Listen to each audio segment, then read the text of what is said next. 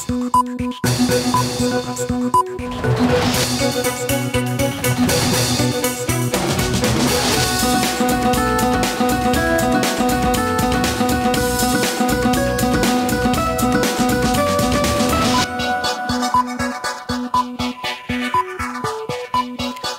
স্বাগত দুপুরের মাছরাঙা সংবাদে। আপনাদের সঙ্গে আছি নাবিলা ফেরদৌস। শুরুতে গার্ডিয়ান লাইফ ইন্স্যুরেন্স সংবাদ শিরোনাম।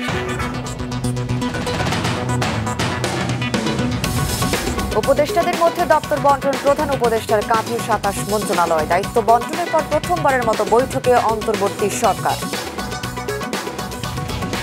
সব অপরাধের বিচার হবে, জাতির উদ্দেশ্যে ভাষণে বললেন প্রধান উপদেষ্টা ডক্টর ইউনূস। গণ অভ্যুত্থানের লক্ষ্য পূরণের অঙ্গীকার। সেনাবাহিনীর নিরাপত্তায় থানার কার্যক্রম শুরু করছে পুলিশ, তবে ১১ দফা দাবিতে এখনও কাজে যোগ দেয়নি অনেক সদস্য।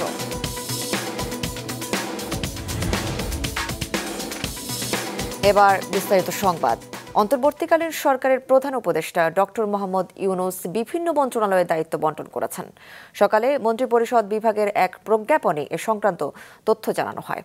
প্রতিরক্ষা, সশস্ত্র বাহিনী বিভাগ, শিক্ষা, বাণিজ্য, সড়ক পরিবহন ও সেতু, ভূমি, তথ্য সম্প্রচার সহ গুরুত্বপূর্ণ ২৭টি মন্ত্রণালয় নিজের হাতে রেখেছেন মোহাম্মদ ইউনূস। এছাড়া সালেউদ্দিন আহমেদকে অর্থ ও পরিকল্পনা, ডক্টর আসিফ নজরুলকে আইন, ব্রিগেডিয়ার সাখাওয়াত হোসেনকে স্বরাষ্ট্র, আদিলুর রহমানকে শিল্প, হাসান আরিফকে স্থানীয় সরকার, তৌহিদ হোসেনকে পররাষ্ট্র, সৈয়দা রিজওয়ানা হাসানকে পরিবেশ মন্ত্রণালয়ের দায়িত্ব দেওয়া হয়েছে। এছাড়া শারমিন মুর্শিদ সমাজ কল্যাণ, খালিদ হোসেন ধর্ম, ফরিদা আখতার মৎস্য ও প্রাণী সম্পদ, নূরজাহান বেগম স্বাস্থ্য ও পরিবার কল্যাণ, নাহিদ ইসলাম ডাক, টেলিযোগ ও তথ্য প্রযুক্তি এবং আসিফ মাহমুদ যুব ও ক্রীড়া মন্ত্রণালয়ের দায়িত্ব পেয়েছেন।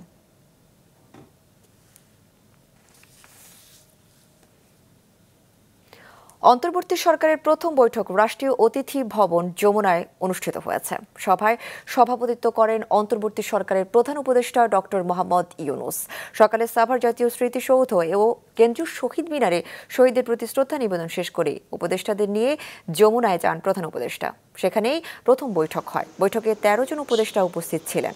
ঢাকার বাইরে থাকায় ৩ জন উপদেষ্টা গতকাল শপথ না নেয় তারা উপস্থিত ছিলেন না। উল্লেখ্য, রাষ্ট্রীয় অতিথি ভবন যমুনায় অবস্থান করবেন প্রধান উপদেষ্টা ডক্টর মোহাম্মদ ইউনূস। দর্শক, এ নিয়ে বিস্তারিত জানাতে রাজধানীর রমনার রাষ্ট্রীয় অতিথি ভবন যমুনা থেকে সরাসরি যোগ দিচ্ছেন আমাদের বিশেষ প্রতিনিধি মাজহার মিলন। মাজহার, প্রথম বৈঠকে কি কি বিষয়ে আলোচনা হয়েছে, কিছু জানতে পেরেছেন?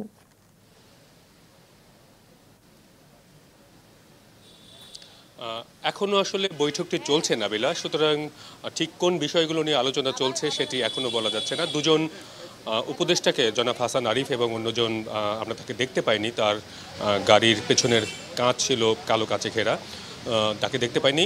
এরা দুজন বেরিয়ে গিয়েছিলেন, আবারও এসেছেন। সুতরাং ঠিক কোন বিষয় নিয়ে আলোচনা হচ্ছে সে আসলে বাইরে থেকে বোঝার উপায় নেই, কারণ বৈঠকটি এখনও চলছে।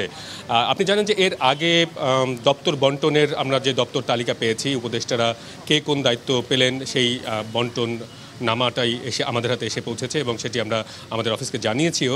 এবং এটিও জানিয়েছি যে প্রধান উপদেষ্টা তার হাতে ২৭টি দপ্তর রেখেছেন এবং বাকি অন্যান্য দপ্তরগুলো বাকি ১৬ জন উপদেষ্টাদের মধ্যে ভাগ করে দিয়েছেন। আগামী রোববার থেকে যেহেতু ছুটি শেষ হচ্ছে, তারা সচিবালয়ে গিয়ে তাদের কাজকর্ম শুরু করবেন এবং সে বিষয়ে আসলে নির্দেশনাগুলো কতটুকু কি দেওয়া হচ্ছে সে বিষয় নিয়েই বৈঠক চলছে বলে আমরা ধারণা করছি। এবং আমরা দেখতে পেয়েছি যে দু একজন সচিবের গাড়ি ভিতরে ঢুকেছে, তার মানে যেসব মন্ত্রণালয়ে বণ্টিত হয়েছে সেই সচিবদের সাথেও আসলে এখানে মত বিনিময় এবং ভবিষ্যৎ করণীয় নিয়ে আলোচনা হতে পারে বলে আমাদের মনে হচ্ছে। এবং বাইরে আমরা যারা সাংবাদিকরা আছি তারা নানান সূত্রে খবর পাচ্ছি। আর যেহেতু এটি প্রথম বৈঠক এই উপদেষ্টা পরিষদের, সেহেতু ভবিষ্যৎ কর্মপরিকল্পনা এবং যার হাতে যে দপ্তর দায়িত্ব পড়েছে সেই দায়িত্বের বর্তমান অবস্থা এবং ভবিষ্যৎ কর্মপরিকল্পনাগুলো নিয়ে এই মিটিংটি হচ্ছে বলে আমাদের ধারণা রয়েছে। নাবিলা। মাজহার, আপনাকে ধন্যবাদ। রাষ্ট্রীয় অতিথি ভবন যমুনা থেকে অন্তর্বর্তী সরকারের উপদেষ্টাদের বৈঠক নিয়ে জানাচ্ছিলেন মাজহার মিলন। সাভারে ফুল দিয়ে শ্রদ্ধা জানিয়েছেন অন্তর্বর্তীকালীন সরকারের প্রধান উপদেষ্টা ডক্টর মোহাম্মদ ইউনূস। শ্রদ্ধা জানিয়েছেন ভাষা শহীদদের প্রতিও। মাহমুদ কমরের রিপোর্ট। অন্তর্বর্তী সরকার দায়িত্ব নেয়ার পর প্রথম সকাল। সাভারে জাতীয় স্মৃতিসৌধে উপদেষ্টাদের ফুল দিয়ে শ্রদ্ধা জানানোর আগ মুহূর্তে নামে প্রবল বৃষ্টি, যা মাথায় নিয়েই সকাল 10টার পর মুক্তিযুদ্ধে বীর শহীদদের প্রতি শ্রদ্ধা জানান প্রধান উপদেষ্টা ডক্টর মোহাম্মদ ইউনূস। পরে অন্য 13 উপদেষ্টাকে সঙ্গে নিয়ে শ্রদ্ধা নিবেদন করেন প্রধান উপদেষ্টা। সেখানে রাখা স্মারক বইতে স্বাক্ষরও করেন। স্মৃতিসৌধে শ্রদ্ধা নিবেদন শেষে ভাষা শহীদদের সম্মান জানাতে চলে আসেন ঢাকার কেন্দ্রীয় শহীদ মিনারে। সরকার প্রধান হিসেবে শ্রদ্ধা জানানোর পর সেখানেও উপদেষ্টাদের নিয়ে ফুল দেন ডক্টর ইউনূস। দেশের ইতিহাসে প্রথমবার ছাত্র প্রতিনিধি হিসেবে বৈষম্য বিরোধী ছাত্র আন্দোলনের 2 সমন্বয়ক সুযোগ পেয়েছেন অন্তর্বর্তী সরকারের উপদেষ্টা হিসেবে। হাজার হাজার শহীদের রক্তের বিনিময়ে আমরা এই দায়িত্ব পেয়েছি। এই দায়িত্ব পালনে আমরা আমাদের সর্বোচ্চ চেষ্টা করব। সামাজিক রাষ্ট্রের সংস্কারের ভিত্তির মধ্য দিয়ে আমরা একটা সুন্দর বাংলাদেশ গড়ব। তারুণ্য এবং অভিজ্ঞতার সংমিশ্রণে এই অন্তর্বর্তীকালীন সরকারটি গঠিত হয়েছে। আমরা আশা করব যে আমাদের যারা সিনিয়র সিটিজেন নাগরিক সমাজ, তাদের অভিজ্ঞতা, গ্রহণযোগ্যতা এবং একই সাথে আমাদের যে তারুণ্যের শক্তি, এই উভয় মিলে আমরা বাংলাদেশ রাষ্ট্রটাকে আবার নতুন করে সাজাতে পারবো। অন্তর্বর্তী সরকারের 3 উপদেষ্টা বীর মুক্তিযোদ্ধা ফারুকী আজম, ডাক্তার বিধান চন্দ্র রায় ও সুপ্রদীপ চাকমা শপথ নিতে পারেন আগামীকাল। মাহমুদ কমল, মাছরাঙা সংবাদ, ঢাকা। গতরাতে গণভবনে অন্তর্বর্তী সরকারের প্রধান উপদেষ্টা হিসেবে শপথ নেয়ার পর জাতির উদ্দেশ্যে ভাষণ দেন ডক্টর মোহাম্মদ ইউনূস। জানান সব অপরাধের বিচার হবে। গণঅভ্যুত্থানের লক্ষ্য পূরণের অঙ্গীকার করেন তিনি। ছাত্র জনতার অভ্যুত্থানে আমাদের দ্বিতীয় স্বাধীনতা অর্জন উৎসবের মুহূর্তে এই স্বাধীনতাকে নস্যাৎ করার জন্য ষড়যন্ত্রকারীরা দেশে একটা অরাজকতার ও ভীতির পরিবেশ সৃষ্টি করেছে। প্রচণ্ড নিষ্ঠুর পতিত স্বৈরাচারী সরকার এসব প্রতিষ্ঠানকে দিয়ে ক্ষমতা কুক্ষিগত করে রেখেছিল। আমরা তার এই প্রচেষ্টা ব্যর্থ করে প্রতিষ্ঠানগুলোর হারানো গৌরব ফিরিয়ে আনব। এই ঘৃণ্য চেষ্টায় ব্যবহৃত হয়ে যারা অপরাধ সংগঠিত করেছে তাদেরকে আইনানুগ বিচারের মাধ্যমে শীঘ্রই উপযুক্ত শাস্তি দেওয়া হবে। একই কথা দেশের সকল মন্ত্রণালয়, সংস্থা, শিক্ষা প্রতিষ্ঠান, নানা কর্মক্ষেত্রের জন্য প্রযোজ্য। সর্বত্র অপরাধীর বিচার হবে। আজ প্রত্যেকটি প্রতিষ্ঠান ও তার সদস্যরা নিজ নিজ কর্তব্য পালন করার মাধ্যমে দ্বিতীয় স্বাধীনতাকে উপভোগ করবেন, দেশকে গৌরবের শীর্ষে নিয়ে যাবেন এবং দেশবাসীকে এবং জগৎবাসীকে উপভোগ করার সুযোগ করে দেবেন। আমি জাতির পক্ষ থেকে প্রত্যেকে নির্ভয়ে আনন্দ চিত্তে নিজ নিজ কর্মস্থলে নিজ নিজ সামর্থ্য নিয়ে এগিয়ে আসতে অনুরোধ করছি। দেশের সকল মানুষকে আজ স্বাধীন, নির্ভয়, নিরুদ্বেগ থাকার জন্য নিশ্চয়তা দেওয়ার জন্য আমাদের ছাত্র শহীদরা প্রাণ দিয়েছেন। এই অভ্যুত্থানের মাধ্যমে সৃষ্ট সরকার দেশের প্রত্যেকের সরকার। এখানে থাকবে সকলের আকাঙ্ক্ষা পূরণের অধিকার।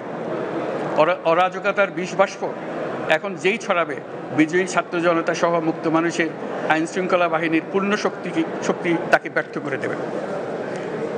নিষ্ঠুর স্বৈরাচারী সরকার দূর হয়ে গেছে। কাল সূর্য উদয়ের সঙ্গে সঙ্গে গণতন্ত্রের, সুবিচারের, মানবাধিকারের নির্ভয়ে মত প্রকাশের পূর্ণ স্বাধীনতার জন্য সকলের স্বাচ্ছন্দ্যে জীবন ধারণের সুযোগ প্রদানের সচেষ্ট সরকারের ঘনিষ্ঠ সান্নিধ্য ও সহমর্মী পরশ দলমত নির্বিশেষে সবাই উপভোগ করবে। ছাত্র জনতার আন্দোলনের মুখে শেখ হাসিনার সরকারের পতনের 4 দিনের মাথায় যাত্রা শুরু করল শান্তিতে নোবেলজয়ী ডক্টর মোহাম্মদ ইউনূসের নেতৃত্বে 17 সদস্যের অন্তর্বর্তী সরকার। গতরাত 9:30টায় বঙ্গভবনে তাদের শপথ পড়ান রাষ্ট্রপতি মোহাম্মদ শাহাবুদ্দিন। ছাত্র জনতার আন্দোলনের মুখে শেখ হাসিনা সরকারের পতনের 4 দিনের মাথায় যাত্রা শুরু করল শান্তিতে নোবেলজয়ী ডক্টর মোহাম্মদ ইউনূসের নেতৃত্বে 17 সদস্যের অন্তর্বর্তী সরকার। গতকাল রাত 9:20-এ বঙ্গভবনে শুরু হয় এর আনুষ্ঠানিকতা। সাম্প্রতিক আন্দোলনে নিহতদের স্মরণে প্রথমে 1 মিনিট নীরবতা পালন করা হয়। পরে অন্তর্বর্তী সরকারের প্রধান উপদেষ্টা হিসেবে ডক্টর মোহাম্মদ ইউনূসকে শপথ পড়ান রাষ্ট্রপতি মোহাম্মদ শাহাবুদ্দিন। বিশ্বস্ততার সহিত পালন করিব। এরপর ঘোষণা করা হয় 16 উপদেষ্টার নাম। তাদের 3 জন ঢাকার বাইরে থাকায় অনুপস্থিত আছেন বলে জানানো হয়। বাকিদের শপথ বাক্য পাঠ করান রাষ্ট্রপতি। তারা হলেন বাংলাদেশ ব্যাংকের সাবেক গভর্নর ডক্টর সালেহ উদ্দিন আহমেদ, ঢাকা বিশ্ববিদ্যালয়ের আইন বিভাগের অধ্যাপক ডক্টর আসিফ নজরুল, মানবাধিকার কর্মী আদিলুর রহমান খান, সাবেক তত্ত্বাবধায়ক সরকারের উপদেষ্টা ও সাবেক অ্যাটর্নি জেনারেল হাসান আরিফ, সাবেক পররাষ্ট্র সচিব তৌহিদ হোসেন, পরিবেশ আইনবিদ সমিতি বেলার প্রধান নির্বাহী সৈয়দা রিজওয়ানা হাসান, সাবেক নির্বাচন কমিশনার এম শাখাওয়াত হোসেন, উন্নয়ন কর্মী ফরিদা আক্তার, হেফাজতে ইসলাম বাংলাদেশের সাবেক নায়েবে আমির আফম খালিদ হাসান, গ্রামীণ ব্যাংকের সাবেক ব্যবস্থাপনা পরিচালক নূরজাহান বেগম, বেসরকারি সংস্থা ব্রতির নির্বাহী পরিচালক শারমিন মুর্শিদ এবং বৈষম্য বিরোধী ছাত্র আন্দোলনের সমন্বয়ক মোহাম্মদ নাহিদ ইসলাম ও আসিফ মাহমুদ সজীব ভুইয়া। পরে তাৎক্ষণিক প্রতিক্রিয়া জানান উপদেষ্টারা। আমাদের ছাত্রছাত্রীদের দাবি যেন আদায় হয়, বৈষম্য যেন দূর হয় এবং দেশ থেকে অবিচার যেন দূর হয়, এটাই আমাদেরকে করতে হবে। সুশাসন নিশ্চিত হবে, জবাবদিহিতা নিশ্চিত হবে, মানবাধিকার নিশ্চিত হবে। যারা নিহত হয়েছে অবশ্যই তাদের বিচারের ব্যবস্থা করা এবং এটার পিছনে যত শক্তিশালী মানুষ থাক, যে দেশেই পালায় যাক বা যেখানেই পালায় যাক, আইনি কাঠামোর মধ্যে বিচারের ব্যবস্থা করা বা উদ্যোগ নেওয়া। একটি রিসার্চ টিম গঠন করার মাধ্যমে পুলিশের যে সংস্কারগুলো করা প্রয়োজন সেগুলোর দিকে আমরা আগাবো। তাদের অনেকেই ইঙ্গিত দেন দেশের বর্তমান ব্যবস্থায় জাতীয় নির্বাচন দ্রুত সম্ভব নয়। রাজনৈতিক দলগুলোকে চিন্তা করতে হবে, এই রেভলিউশন তাদের দ্বারা আনিত নয়। এই রেভলিউশন আমাদের ইয়াং জেনারেশন বুকের রক্ত দিয়ে এনেছে, তো রক্তটা শুকাতে দেন, ইনস্টিটিউশনগুলো গড়ে তুলতে দেন। যে ধ্বংসস্তূপ তৈরি হয়েছে সেই ধ্বংসস্তূপের উপরে এই মুহূর্তে আমরা নির্বাচন করতে পারবো? তাহলে এই কথা জিজ্ঞেস করে আমাদেরকে কষ্ট দেবেন না। এই অন্তর্বর্তীকালীন সরকারের একটি প্রধান লক্ষ্য হচ্ছে বাংলাদেশে একটি সুষ্ঠু নিরপেক্ষ নির্বাচনের মাধ্যমে গণতান্ত্রিক পরিবেশ প্রতিষ্ঠা করা। এই দায়িত্ব পালন করা খুবই চ্যালেঞ্জিং। দেখা যাক আমরা কতখানি করতে পারি, দোয়া করবেন। জাতীয় পার্টির চেয়ারম্যানও তাদের সাথে একমত জানান। সিস্টেম এখন সবগুলো নষ্ট হয়ে গেছে, একেবারে বলতে গেলে জুডিশিয়ারি থেকে শুরু করে পার্লামেন্ট থেকে শুরু করে আমাদের প্রশাসন সবখানি গলদ আছে। এগুলো ঠিক না করলে নির্বাচনটা, যেটা বলা হয় সঠিক নির্বাচন, যেটাতে জনগণের রায়ের প্রত্যাশার মতো রায় পাওয়া যায় এবং সেই রায় অনুযায়ী কাজ করা যায়, সেই ধরনের নির্বাচন করতে সময় লাগবে। অবশ্য বিএনপি চায় অবিলম্বে নির্বাচন, তবে অন্তর্বর্তী সরকারের উপর তারা আস্থা জানিয়েছেন। যথাসম্ভব তাড়াতাড়ি ওনারা জনপ্রতিনিধিদের হাতে ক্ষমতা হস্তান্তর করবেন, এটা আমাদের প্রত্যাশা। দিনের শেষে জনগণের কাছে জনগণের মালিকানা ফিরিয়ে দেওয়ার জন্য সেই আস্থা তো থাকতেই হবে। মতামত দেন অনুষ্ঠানে উপস্থিত অন্য রাজনৈতিক দলের নেতারাও। এই অন্তর্বর্তী সরকার সেই যেন টু মেনি এজেন্ডা নিয়ে কারবার না করে তার যে লিমিটেড এজেন্ডা সেইখানে কনসেন্ট্রেট করে দক্ষতার সঙ্গে এই সরকার মানুষের আশা পূরণ করতে পারুক, এটাই আমাদের প্রত্যাশা। বিভিন্ন রাজনৈতিক দলের নেতারা ছাড়াও কূটনীতিবিদ, সাংবাদিক, সুশীল সমাজের প্রতিনিধি অনুষ্ঠানে উপস্থিত ছিলেন।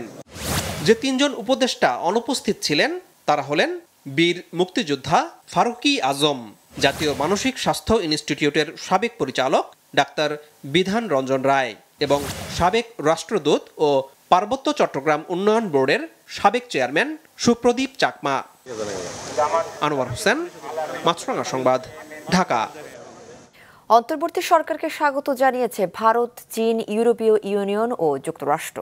সরকার গঠনের পরপরই গেল রাতে ভারতের প্রধানমন্ত্রী নরেন্দ্র মোদী প্রধান উপদেষ্টা হিসেবে শপথ নেয় ডক্টর ইউনূসকে স্বাগত জানান। সামাজিক যোগাযোগ মাধ্যম এক্সে এক পোস্টে মোদী বলেন, বাংলাদেশে দ্রুত স্বাভাবিক পরিস্থিতি ফিরে আসবে, সংখ্যালঘুদের নিরাপত্তা নিশ্চিত করা হবে বলে প্রত্যাশা করে ভারত। অন্তর্বর্তীকালীন সরকার গঠনকে স্বাগত জানিয়েছে চীন। দেশটির পররাষ্ট্র মন্ত্রণালয়ের মুখপাত্র জানিয়েছেন, উন্নয়ন সহযোগী হিসেবে কাজ করে যাবে চীন। ইউরোপীয় ইউনিয়নের পররাষ্ট্র নীতি বিষয়ক প্রধান জোসেফ বোরেলও অন্তর্বর্তী সরকারকে স্বাগত জানিয়েছেন। মার্কিন পররাষ্ট্র দপ্তরের মুখপাত্র ম্যাথু মিলার সংবাদ সম্মেলনে জানান, ডক্টর ইউনূস সহিংসতা বন্ধের যে আহ্বান জানিয়েছে তাকে স্বাগত জানায় দেশটি।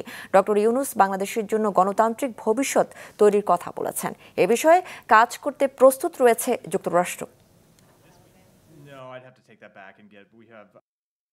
There has been communication with the interim government, and our chargé d'affaires attended his swearing in today. We have made clear is that we want to see the interim government chart a democratic future for the people of Bangladesh. বাংলাদেশের মানবাধিকার ও গণতন্ত্র নিয়ে উন্নয়ন সহযোগীদের শঙ্কা কেটে গেছে। সবাইকে নিয়ে নতুন বাংলাদেশ তৈরি করতে হবে বলে মন্তব্য করেছেন বিএনপি স্থায়ী কমিটির সদস্য আমির খসরু মাহমুদ চৌধুরী।